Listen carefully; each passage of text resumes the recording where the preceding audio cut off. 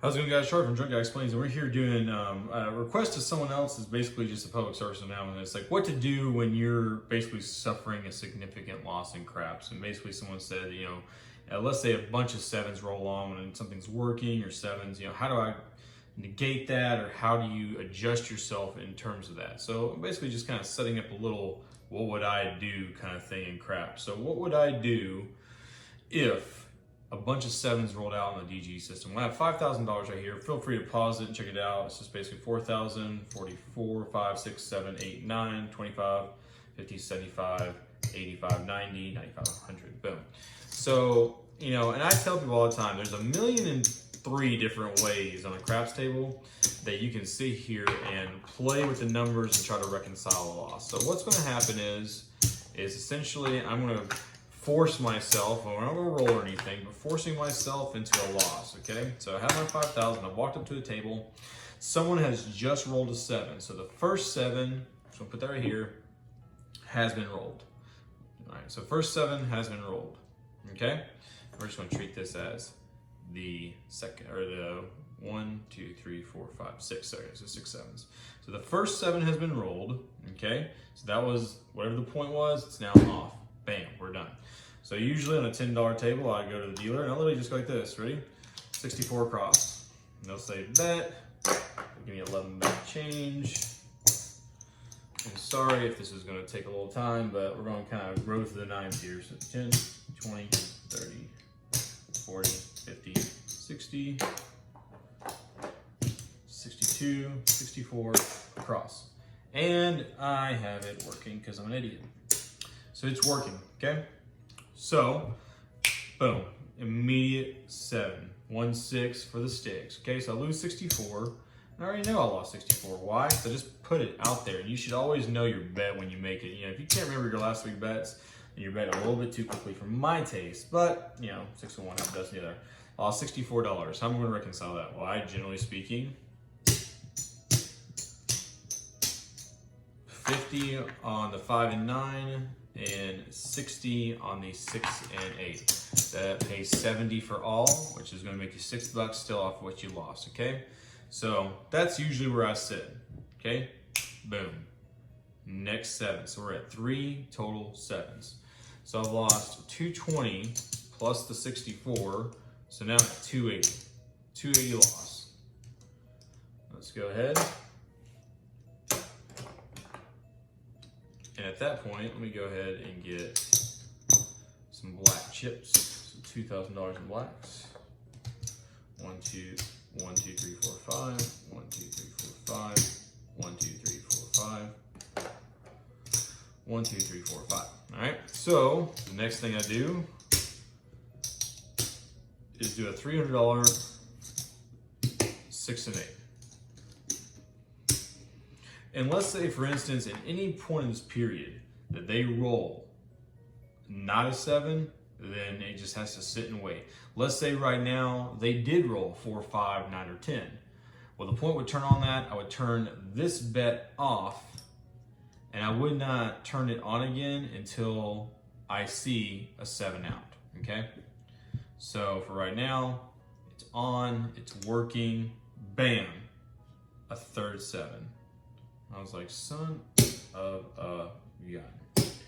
So just right now, you're like, oh man, like what did I do? I lost 100, 280, and now I'm at 6. I'm at 7, 8, that's 6, I'm at $800. Like, what the heck is going on? So, just like a degenerate,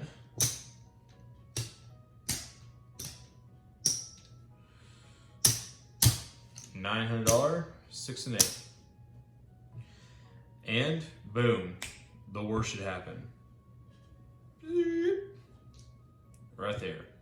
So that's 1, 2, 3, 4, 5 sevens. You lose this, and I just did this a couple weeks ago, so any comments about how that story went, what do? You judge what was the most common. For instance, if you've seen 15 6s in the last 10 minutes or 30 minutes and not a lot of 8s, then I'd go to the 8. But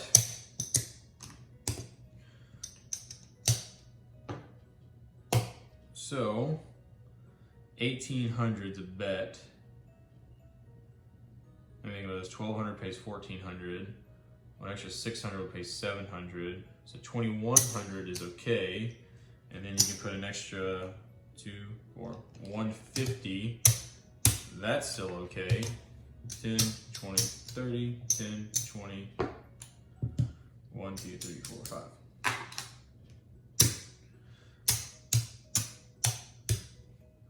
And I would put all this on an 8 or a 6. The reason behind this is that number one, you know, 6s and 8s, if you combine those statistics together, that accounts for 10 out of 36 dice combinations, which is pretty good versus your 6 out of 36 for the 7, okay? When you do the 5 through 9, you're over 50% of the dice combinations right there and spread here. In saying this, it's a martingale. So understand your values, understand your interchanges, understand what you're willing to risk and stuff like that. For me personally, you know, I did this 2 weeks ago and it was just, I mean, mind-numbingly. Let me look at that. It's just 24, I mean, it's basically just under $2,400.